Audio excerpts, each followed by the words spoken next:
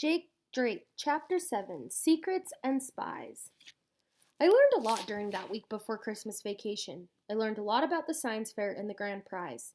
I learned that Mr. Lenny Cordo did not work for a circus. I learned that I wanted to win that plutonium 12 computer.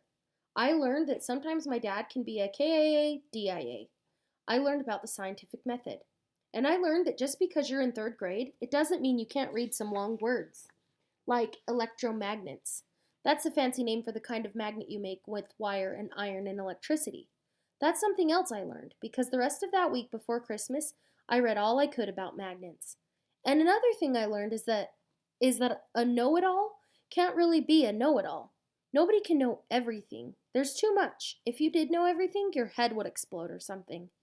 But I guess nobody ever told that to Kevin and Marcia. They really wanted to know everything all the time. There was something they didn't know, and they knew they didn't know it. They didn't know what my science fair project was. At first, Kevin tried to pretend he didn't care. The day before vacation, we had to turn in our permission slips. Miss Navin told us to bring them to her desk. I stood up, and Kevin got in line behind me. I could tell he did it on purpose. Kevin tapped me on the shoulder. When I turned around, he gave me this fake smile and said, "So, Jake, what are you doing your project on?" I said, "I don't think I want to tell anybody." He said, "Why not? It doesn't matter if people know. I'm doing mine on ants." Kevin stared at me with his pale blue eyes. He didn't blink. He was waiting for me to tell, especially since he had just told me what his project was. But I just smiled and nodded and said, "Ants? Yeah, ants are cool." And then I turned away because I had to hand my slip to Miss Snavin. Kevin followed me back to my table. "So, what's your project, Jake?" I said, "I'm still kind of thinking about it." Kevin said, "So, what is it? What are you thinking about?" I said, "I'll show you at the science fair." Kevin pressed his lips together and made a mad face. Then he walked back to his own table. "You see, I'm a good secret keeper. 2 years ago, Abby broke a little china statue my mom had on a shelf. Mom loved it because she says it looked like Abby. That's why Abby loved it too. One day, Abby pushed a chair over to the shelf and she took it down. When she started playing with it, the head broke off.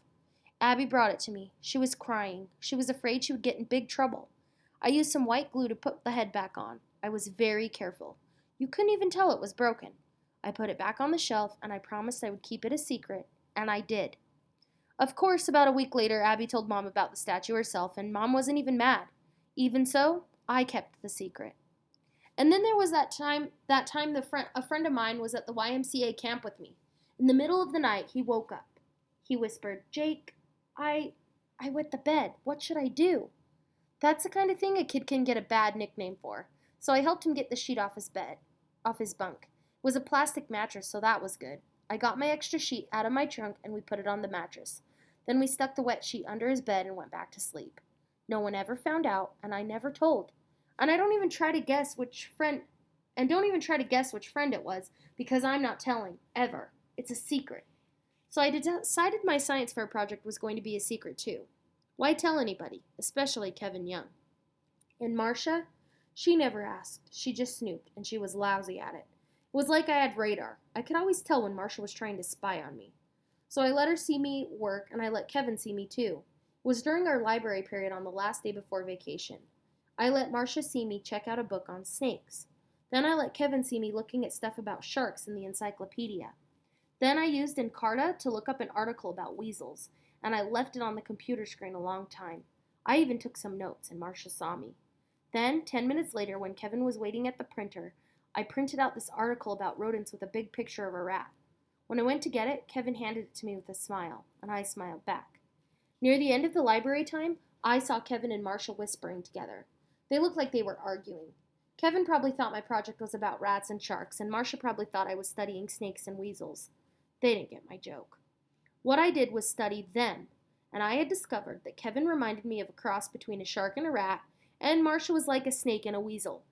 What they didn't know was that in the bottom of my backpack down in a safe, dark place, I had 3 great books. All about magnets you can make, and winning science fair projects. And those 3 books were enough to help me win my new computer. Because the best thing I learned that week before vacation was this. To be a good know-it-all, you don't have to know what anybody else is doing, and you don't need to know everything, you just have to know enough. Plus, it helps if you have a big drawer full of junk.